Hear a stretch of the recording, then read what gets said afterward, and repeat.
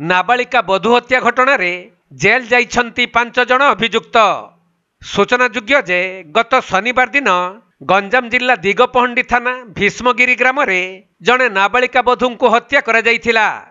जो घटनार पुलिस पर्दाफाश करने सहित एही योजनाबद्ध हत्या मामला रे सामिल थिबा 5 जण अभियुक्त को पुलिस गिरफ करी कोर्ट चालान करिछि। गिरफ अभियुक्त माने हेले मृत नाबालिका बधूंक स्वामी जितेंद्र विषयी, ससुर रमेश विषयी, सासु मामी विषयी, दियर ऋतु विषयी और नणद मामा विषयी। सूचना मते भीष्मगिरी ग्राम महामयी नगर प्रथम लेन रमेश विषयी पुओ जितेंद्र सही ग्रामर शिवराम साहू को नाबालिका झील नंदिनी को नहीं ग्रामरू फेरार हो जाइथिले। आउ किछि दिन परे से नंदिनी को विवाह करी नववधू बेशरे नंदिनी ससुर घर को आसीथिले। एहा परे सबु किछि ठीक ठाक चलीथिबा बेले गत शनिवार दिन नंदिनी को बाप घरु यौतुक आनिबा पई तांको स्वामी और ससुर घर लोक माने बाध्य करिथिले। किंतु नंदिनी निजर अक्षमता प्रकाश करिबारु समस्ते उत्तेजित होई तांको गला चिपी हत्या करिबा परे तरबरिया भाबे पुड़ी देइथिले।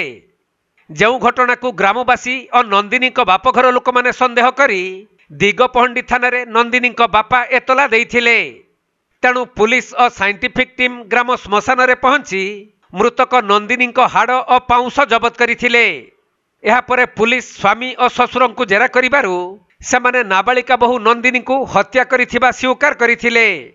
तेणु अभियुक्त को ब्रह्मपुर पोस्को कोर्ट को चालान करा जिबा परे सेठारे जामिन खारज होइथिला। परे सेमानकु ब्रह्मपुर जेल हाजत को पठाई दिया जाइथिबा पुलिस निकटरू सूचना मिलिछि।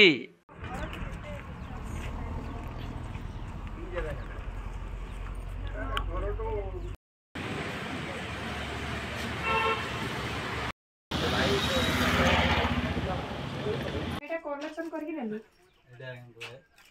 एटा बकनो एटा बकनो